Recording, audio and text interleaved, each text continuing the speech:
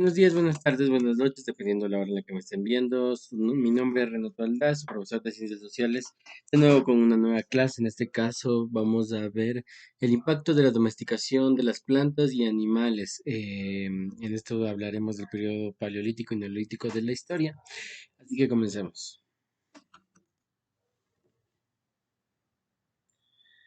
En el Paleolítico, la economía era subsistencia, pues solo se cazaba y recolectaba lo necesario para alimentarse y abrigarse. Con el inicio de la agricultura, el esfuerzo que antes se hacía por cazar y recolectar fue conducido al cultivo de la tierra y la cría de animales.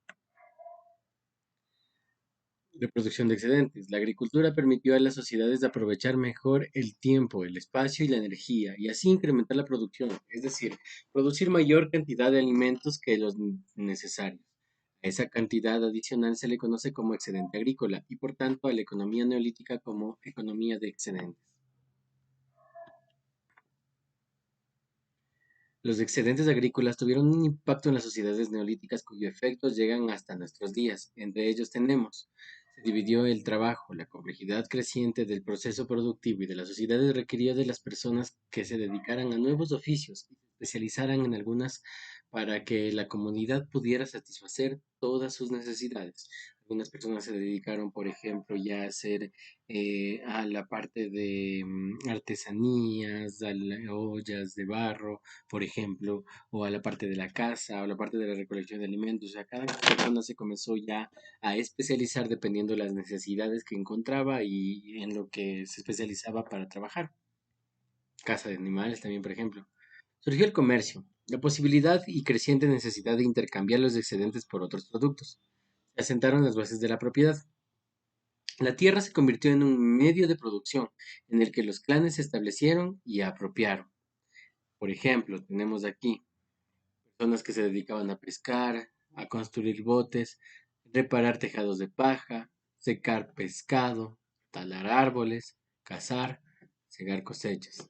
Cada uno tiene su función dentro de estas sociedades. Urbanización. La producción de excedentes incrementó la posibilidad de alimentos y con ello la esperanza de vida. Para conservar la seguridad alimentaria, los grupos sociales empezaron a establecer en los lugares cultivados, pasando de ser nómadas a sedentarios, fundando así los primeros asentamientos humanos que dieron origen a las civilizaciones fluviales que estudiaremos quizás en las próximas unidades.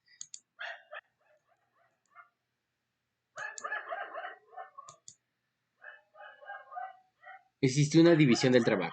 La producción excedentaria también fue posible gracias a la división del trabajo, que la podemos definir como la forma de organización de la mano de obra de acuerdo con las capacidades para determinados oficios. ¿Por qué se dividió el trabajo? Las siguientes condiciones exigieron o permitieron la división del trabajo.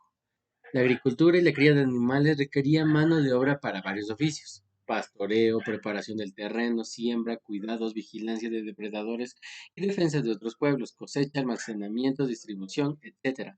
Además, en la medida de los asentamientos crecían, había que fabricar casas, caminos, murallas, edificios, graneros más amplios, etcétera. Las comunidades debieron repartir sus funciones entre sus miembros. Tenía su función, como digo. Dentro de los ciclos agrícolas había tiempo libre que permitía desarrollar otras actividades igual de necesarias para la comunidad, tales como la elaboración de herramientas u utensilios. Así surgieron oficios especializados de agricultor artesano y mercadero comerciante. Posteriormente se requerían administradores, líderes religiosos para los rituales de adivinación de las condiciones climáticas y de las cosechas, guerreros que defendieran los cultivos y los excedentes, comerciantes y entre otras cosas. De esta división social de trabajo surgían luego las clases sociales,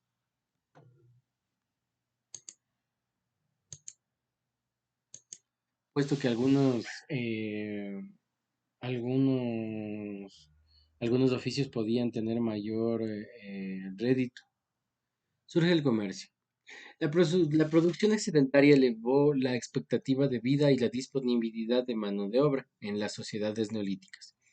El incremento exponencial de los excedentes y la aparición de nuevas necesidades dentro de las comunidades permitieron el desarrollo del comercio.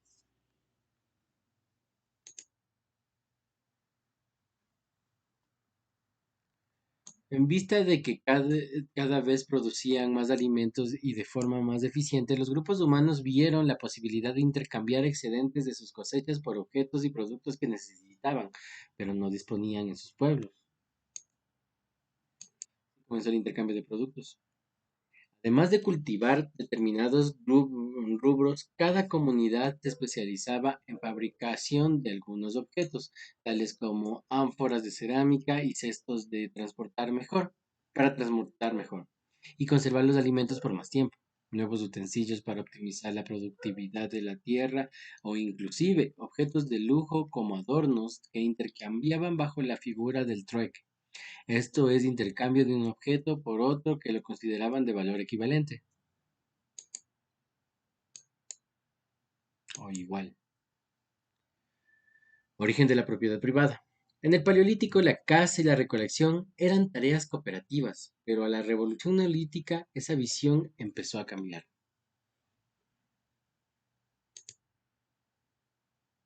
La agricultura representó una nueva forma de satisfacer las necesidades. Convertir una zona virgen, improductiva, improductiva, requirió gasto calórico, empleo de tiempo y de herramientas antes de ver los frutos, es decir, exigió trabajo. Este proceso productivo neolítico fue el origen de la propiedad, que entonces era solo sobre la tierra, por dos razones. O sea, tenías propiedad sobre la tierra por dos razones. Después de desarrollar el proceso productivo para obtener cosechas de alimentarse y almacenar los excedentes, el ser humano debió repetir el ciclo, pero no desde cero, sino en la tierra que ya acondicionó para el fin. Por eso se apropió del predio y no estaba dispuesto a cederlo ni compartirlo, si un beneficio que él restituyera su esfuerzo y garantizara su alimentación. Hay en ello un egoísmo implícito, pero no desde un punto de vista moral, sino psicológico. El excedente, que fue el fruto del trabajo, también le perteneció y lo utilizó para guardar provisiones o para intercambiar por otros alimentos, herramientas o artefactos necesarios para repartir y mejorar el proceso productivo. El excedente se convierte así en riqueza intercambiable que forma parte de la propiedad personal, lo mismo que las herramientas y los utensilios, también la vivienda y hasta cierto punto la mano de obra, lo que dará origen a la esclavitud.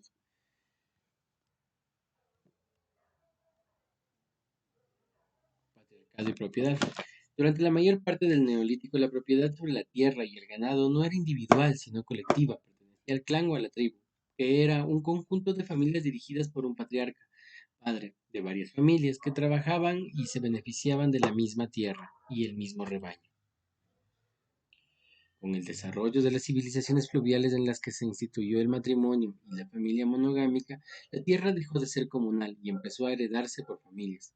El jefe de cada familia era el padre, pater, y se encargaba de administrar la patria, la tierra de la familia que era heredada por los hijos dentro del matrimonio. El rasgo privado de la propiedad fue incorporado con el ascenso del patriarcalismo como organización social en las antiguas civilizaciones.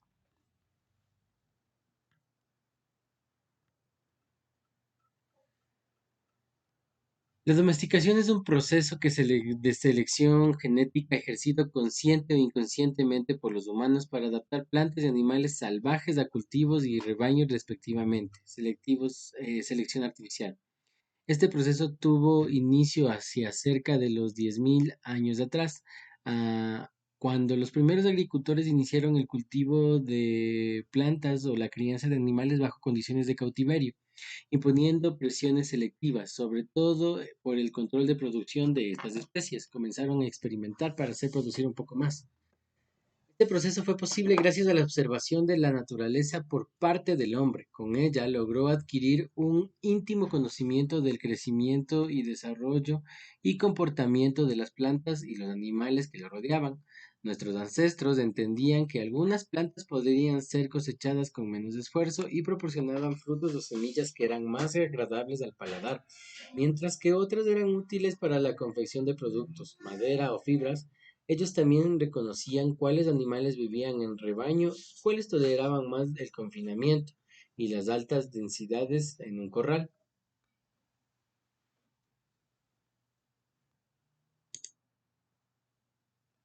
Consecuencias de los domesticadores.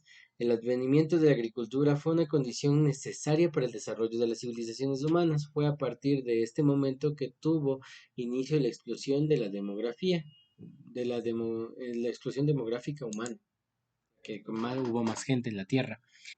El exceso de alimento producido por la agricultura permitió la especialización de trabajo, de modo que algunos individuos en la sociedad primitiva pudieran dedicarse al desarrollo de actividades diferentes a la obtención de alimentos, tales como el arte, la ciencia, sociedades de cazadores, recolectores, eran relativamente igualitarias, pero que después de la introducción de la agricultura, las sociedades se hicieron gradualmente más jerárquicas y oligárquicas, terminando finalmente como ciudades de estado gobernadas por un jefe.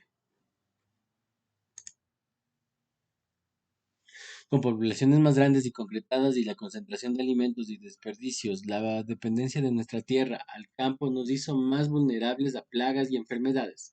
Estas fueron las principales causas de muerte masiva en la historia de la humanidad. Las enfermedades han sido lo que más ha matado a las personas.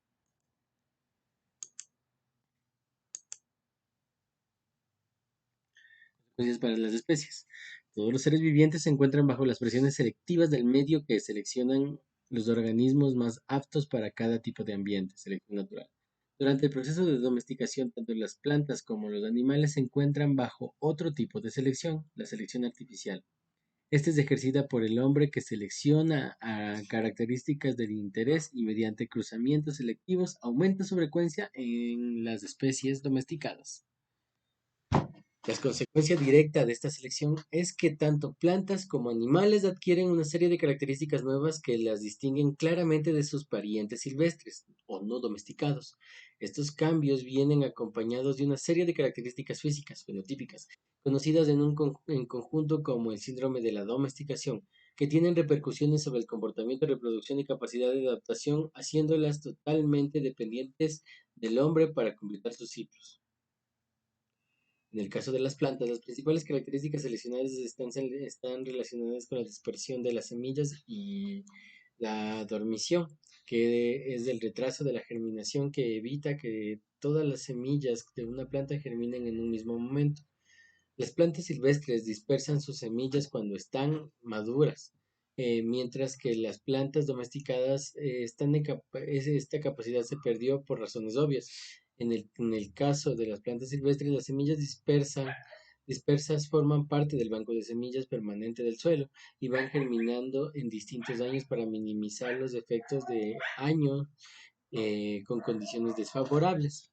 O sea, la misma tierra se va autorregulando. Las plantas domesticadas perdieron esta capacidad y las semillas pueden germinar luego de producidas. Otras características son la sincronía en la floración, concentrando la cosecha a un tiempo determinado. Estos caracteres permiten a los agricultores predecir el comportamiento de las plantas en el campo. También se ha seleccionado características visuales, tamaño, forma, color, sensoriales, reducción en contenido de compuestos tóxicos o de sabor desagradable. Y en cuanto a composición química, aumento de contenidos y de carbohidratos y píretas. Vamos a ver un video como para verificar esto. Por favor, tomen atención.